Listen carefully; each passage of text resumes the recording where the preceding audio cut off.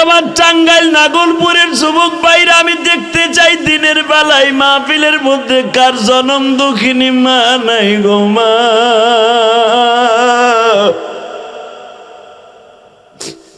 মায়ের দোয়া ছাড়া দুনিয়ায় বাবা কেউ বড় হতে পারে না।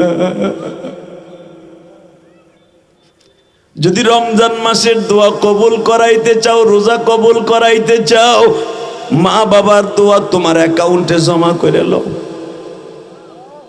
ইনশাল্লাহ। বলেন মা বাবার দোয়াটা নেবেন না ইনশাল্লাহ? বলেন তো আল্লাহু আকবার জোরে বলেন তো। এ যুবক তাকাই দিকে তাকা। আজকের যুব সমাজ নেশা কইরা মায়েরে মারে। কথা কর না কেন? মায়েরে জবাই দেয়, ঠিক না বে ঠিক? মার চাইতে দরদি পৃথিবীতে পাবি না। এখানে আসার পরে যুবকরা শুধু বারবার একটা রিকোয়েস্ট করছে, ওদের একটা ঘটনা আপনার মুখে ইউটিউবে শুনছি। ওই যে আমার বন্ধু সাইফি সাহেব আছে, তাকেও বলছে হুজুর একটু বলবেন। আমি তোমাদেরকে শোনাই দিয়ে যাই, ইউটিউবে তো শুনছো, বাস্তব ঘটনা। কেন আমি ওই মহিলাকে নিজ চোখে দেখছি, আলহামদুলিল্লাহ বলেন। মা টেলিফোন করছে, মা বাবা, জি মা, আমার কাপড় দুইটা ছিঁড়ে গেছে, দুইটা কাপড় কিনে আনবি। ছেলেটা ইসলামপুর চাকরি করত। আমার বাড়ি সোজা বাবুবাজার বাড়ির সোজা ওই বাড়ি ইসলামপুর সদরঘাট চাকরি করত। মা কি কাপড় কিনবো মা? তুই যে কাপড় আনোস না ওই দুইটা কাপড় কিনে নিয়ে আসিস, আর তোর বোনের দুইটা স্যান্ডেল কিনে নিয়ে আসিস, তোর বোনটা স্কুলে পড়ে।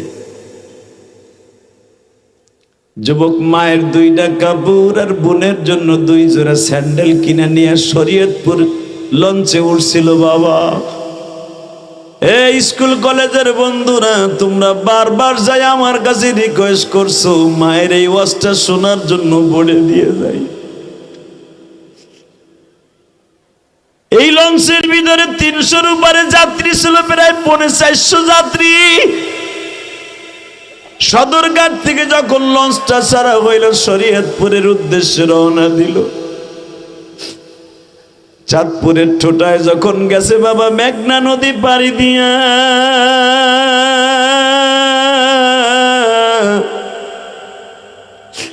নদীর মধ্যে ঝড় উঠা গেছে। যুবক ইঞ্জিনের পাশে বসা ছিল, মায়ের কাছে ফোন দিছে, মা গো, মনে হয় লঞ্চটা একটু পরে ডুইবা যাবে গো।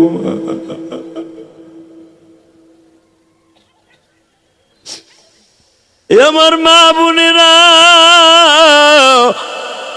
যুবক বাইরে যখন লঞ্চের মধ্যে ঝড় উঠে গেছে, যুবক মাকে ফোন দিছে, মা তুমি দোয়া কইরো মা, লঞ্চটা মনে হয় ডুবে যাবে মা। মা টেলিফোনটা রাইখে একটা দৌড় মারছে বাবা। দৌড় দিয়া বাংলা বাজার থেকে বাবা চাঁদপুর ফেরিঘাট, তোমরা চিনো যারা শরীয়তপুর জীবনে গেছো, নদীর পারে যাই একটা লাফ দিয়া মা নদীর মধ্যে নাইমা সবাই তারে টাইনে উঠাইছে। তোমার ছেলে লঞ্চে ডুবতাছে কই, আর তুমি লাফ দিয়ে পানিতে নামলা কই? মা দুঃখিনী বলে, কই নামবো, আমার জাদু কই আছে একবার বলে দাও না।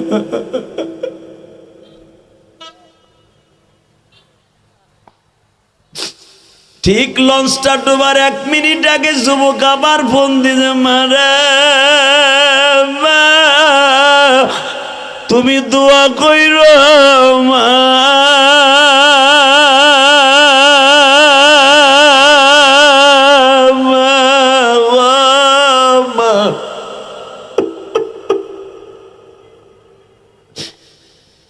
মা দুনিয়ায় মনে হয় আর দেখা হবে না, দেখা হবে কিয়ামতের ময়দানে।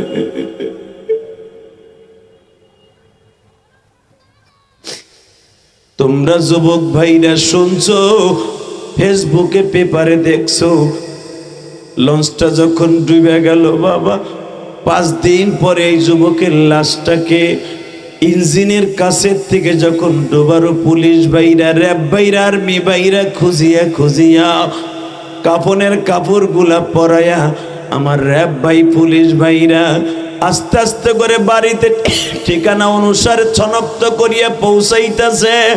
5 দিন থেকে 7 দিন পরে যখন এই ছেলেটার লাশটা নিয়ে বাড়িতে গেছে, বাবা মরা গরু পানিতে যেমনি ফুলিয়ে যায় এই যুবকটা সেরম ফুলিয়ে গেছে। 5 দিন পানির মধ্যে থাইকা বাবা একবারে গরুর মতো ভুইলা গোশতগুলা হাড্ডির থেকে আলাদা হয়ে গেছে, পয়সা দুর্গন্ধ হয়ে গেছে। কোনো মানুষ লাশের কাছে যাইতে পারে না গো বাবা। যখন লাশটাকে এইভাবে কাফন পড়াইয়া মা দুঃখিনীর সামনে বাড়ির সামনে আর্মিরা নিয়ে আসছে, সবাই নাকে লাশ পচা দুর্গন্ধ আসে, একটা মাত্র দরদি যার নাকে দুর্গন্ধ আসে না গো বাবা। মা কাবুনের কাপড়টা টান দিয়া পচা ঠোঁটের সাথে গোশতের সাথে ঠোঁট লাগায়া বলে, বাবা রে বাবা, মায়ের জন্য কাপড় কিনে নিয়ে আসলি বাবা।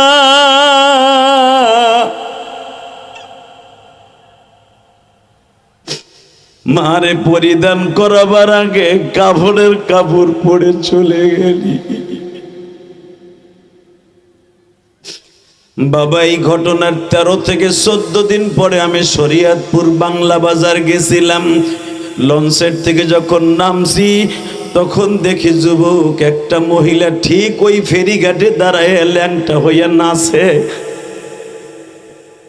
মাহফিল কমিটি আমার বলে, জিহাদি সাহেব হুজুর জানেন এই মহিলা কোনটা? কোনটা? এই যে সেই রিপনের মা, যেই রিপনকে পুলিশ নিয়ে আসার পরে একটা চিৎকার দিয়া পচা লাশটারে বুকে নিয়ে বসছিল। বাবারে আমার জন্য কি কাপড় কিনে নিয়ে আসলি? আমার কাপড় পরাইবার আগে কাফনের কাপড় তুই পরিয়া কবরে চলে গেলি। ওই যে মা একটা চিৎকার দিয়া জীবনের তরে এই মাথার তারটা, এই যে মাথার রগটা ছিঁড়ে গেছে, ডাক্তার ডিক্লার দিছে জীবনে আর কোনোদিন এই মহিলা ভালো হবে না। যুবক ভাই আমি তোর 2টা পাও ধরে বলে দিয়ে যাই, যেই দরদি মায়ের লাশ সন্তানের লাশ দেখা জীবনের তরে পাগল হয়ে যায়, ওই মায়েরে কোনোদিন কষ্ট দিস না ভাই, ওই দুঃখিনীরে কোনোদিন কষ্ট দিস না। মায়ের দোয়ায় তুই একদিন ওসি হবি, মায়ের দোয়ায় তুই একদিন ডিসি হবি, মায়ের দোয়ায় তুই একদিন এসপি হবি, ডিসি হবি, পুলিশ কনস্টেবল হবি, মায়ের দোয়ায় একদিন সমাজের নেতা হবি, মায়ের দোয়ায় মেম্বার চেয়ারম্যান হবি। ভাইরা মার বরদোয়া নিস না। রাজি আছো না? আল্লাহু আকবার জোরে বলো তো, আরো জোরে বলো। তাহলে আমার সাথে ওয়াদা দাও, ওই যুবক কোনোদিন তার রোজা নামাজ আসমানে নিতে পারবে না যতদিন পর্যন্ত তার মা বাবার বরদোয়া থেকে রেহাই না পাবে। ঠিক না বেঠিক? জোরে বলেন, আরো জোরে। এখানে এমন লোক বসে বসে কানলেন, দাড়ি ফাঁকা বাজান। আজ থেকে 30 বছর আগে মায়ের বাগানে শুয়ে রাখছেন। জানেন মা কেমন আছে? জানেন না? গতকালকে যখন আমি মিরপুর 11 নম্বর ওয়াজ করতেছিলাম, যখন আমি বলছিলাম একটা ছেলে লাভ দিয়ে আমার জড়াই ধরছে, কেন জানেন? আমি যখন বলছি এমন যুবক এখানে আছে যে মাকে নিয়ে ইফতারি করতে পারবা না, বাপকে নিয়ে ইফতারি করতে পারবা না, এক টেবিলে বসে। একটা যুবকের মা মারা গেছে গত সপ্তাহের আগের সপ্তাহে, ওই স্টেজে আসছিল, আমি জানতাম না। একটা দৌড় দিয়ে আমার বুকের মধ্যে, দেখবা কালকে এই রাত্রে ওয়াজটা দেখবা, ইউটিউবে চলে আসছে। একটা দৌড় দিয়ে আইয়া আমার বুকের মধ্যে নিয়ে গে, আমার মা কই, আমার মা কই, আমার মা কই, মা গো তুই কই মা?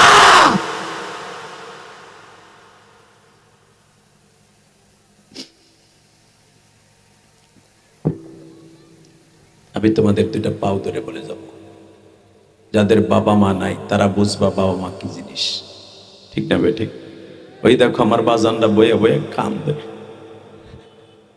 মনে রাখো যুবক ভাই, যাদের বাবা মা দুনিয়ায় বেঁচে আছে তাদের কাছ থেকে দোয়া নিবা।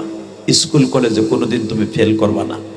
পৃথিবীর এমন কোনো শক্তি নাই তোমার মেরে ফেলতে পারে যদি বাবা মার দোয়া তোমার অ্যাকাউন্টে থাকে। কথা বলেন না কেন? বাবা মায়ের দোয়া নিবি না? কলিজা নিবি না? যুবক ভাই নিবি না? আমি তোর দুইটা পাও ধরছি যুবক, আমার সাথে একটা ওয়াদা দে তো। হে 22শে জানুয়ারি একটা ওয়াদা দে। হাত দুইটা উঠা, উঠা ভাই উঠা, দে আল্লাহর জোরে একটা ডাক দে, জোরে একটা ডাক দে। 22শে জানুয়ারি দিনের বেলা যে দে আল্লাহকে জোরে একটা ডাক দে। আল্লাহ বলে একটা ডাক দে যুবক, একটা ডাক দে। 22শে জানুয়ারি এই দিনের বেলা টাঙ্গাইল নাগর পরিবেশ আল্লাহকে জোরে একটা ডাক দে।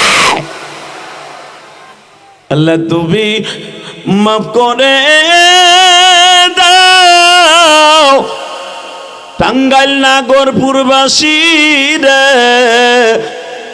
দিনের বেলা কাঁদিতাছে মাহফিল, কার জানু মা পড়ে আছে কবরে, কার জানু বাবা শুয়ে আছে বাগানে। আল্লাহ যারা হাত তুলে মা বাবার কাছে জন্য দোয়া করছে তাদের দোয়াগুলো কবুল করো। আল্লাহ এদের সন্তানগুলোকে কবুল করো। আমার দিকে তাকান, যারা চোখের পানি ফেলছেন, আল্লাহকে সাক্ষী রেখে বললাম আপনার বাবা মা কবরে কষ্ট পাবে না। মুনাজাতের আগে একটা লোক ময়দান ছেড়ে যাবেন না। কে কে রাজি আছেন দেখে আল্লাহকে হাত তুলে দেখান তো। লিল্লাহে তাকবীর, লিল্লাহে তাকবীর।